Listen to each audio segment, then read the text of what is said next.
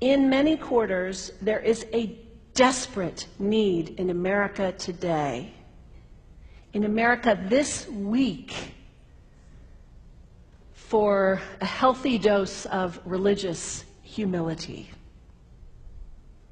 There are too many people getting too much face time on television who claim exalted status for Christianity and who are demeaning other faith traditions, particularly that of Islam. And my friends, this has got to stop. The trigger for this latest wave of intolerance is media coverage, many of you have seen it, about a plan to build a Muslim community center 2 blocks from Ground Zero.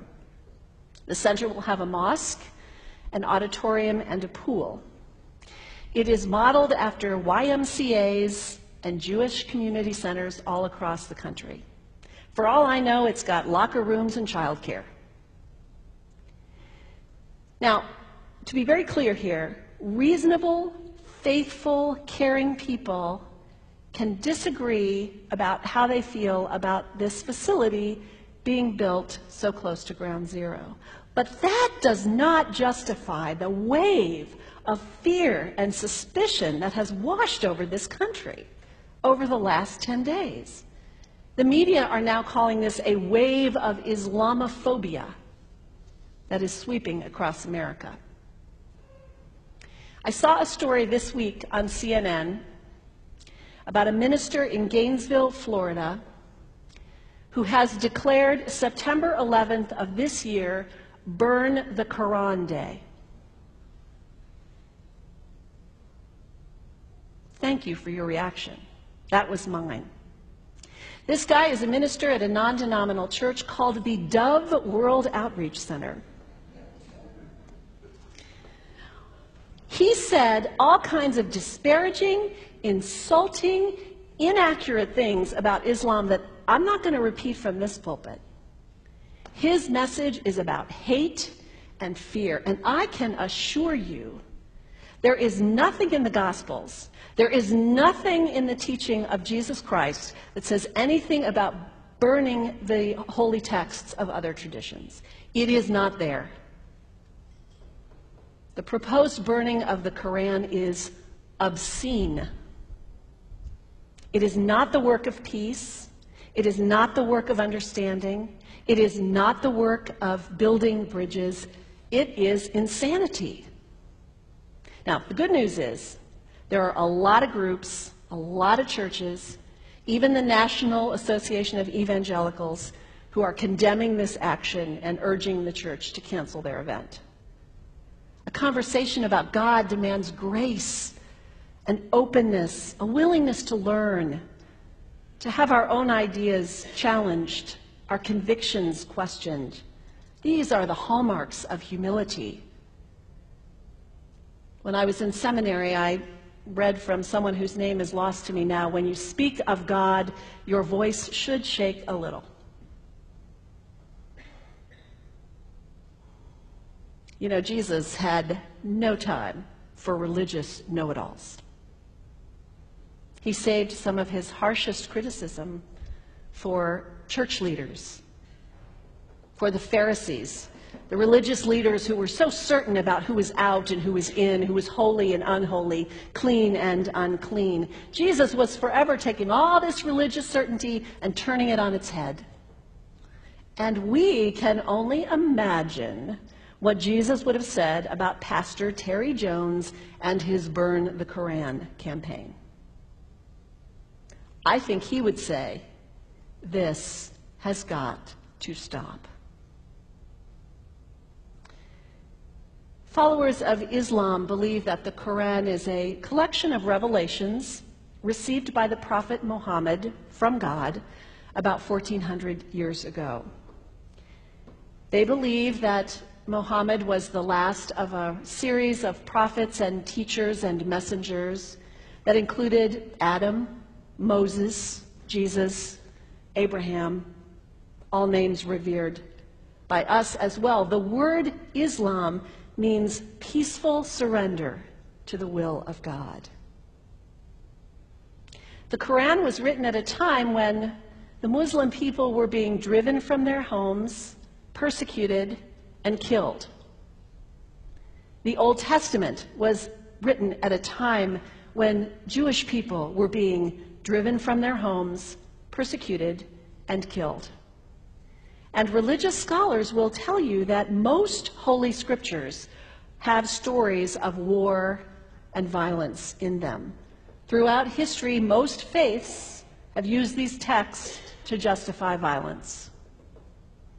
And if there's anyone in this room at this moment who's thinking that I've got it wrong, after church today, pull out your Bible and look up Psalm 137.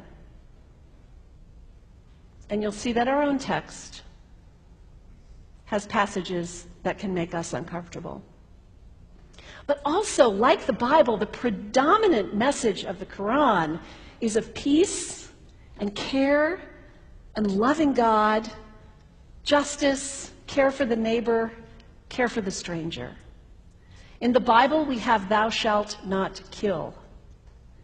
In the Quran, we have whoever kills another, surely he is killing all of humanity.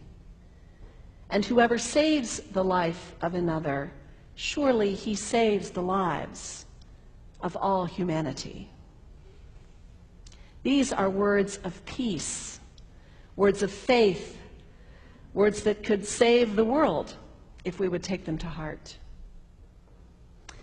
The second thing you can do the next time someone sends you one of those emails demonizing Islam, delete it.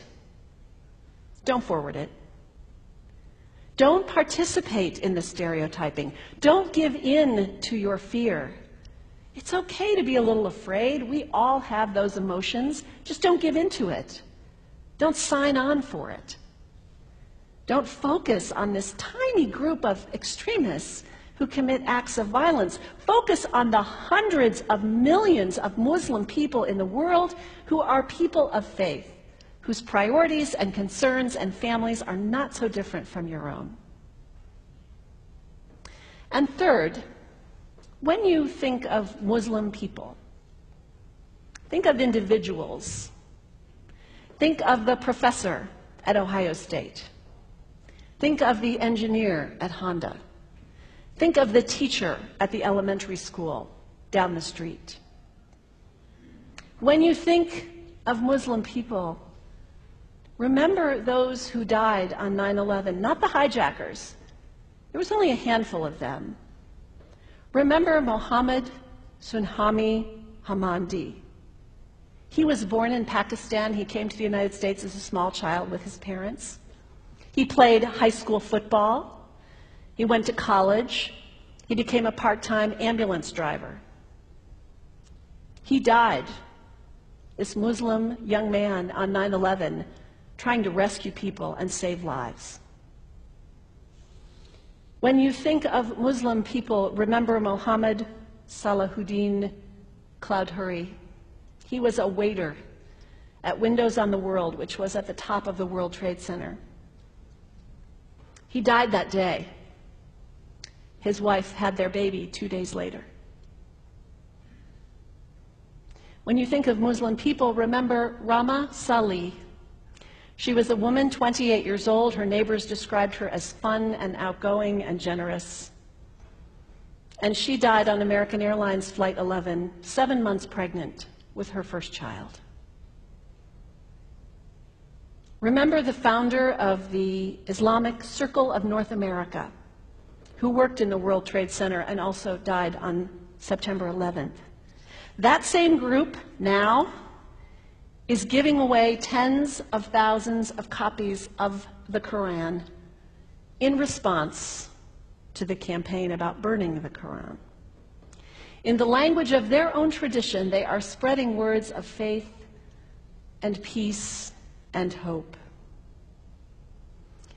One of the ladies at the 8:30 service this morning said to me after, maybe we should declare September 11th, buy a Quran and read some of it.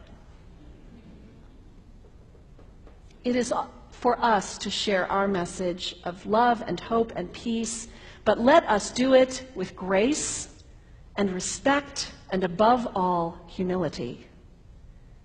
God grant us, as individuals, as a nation, as Christians, the humility for this work.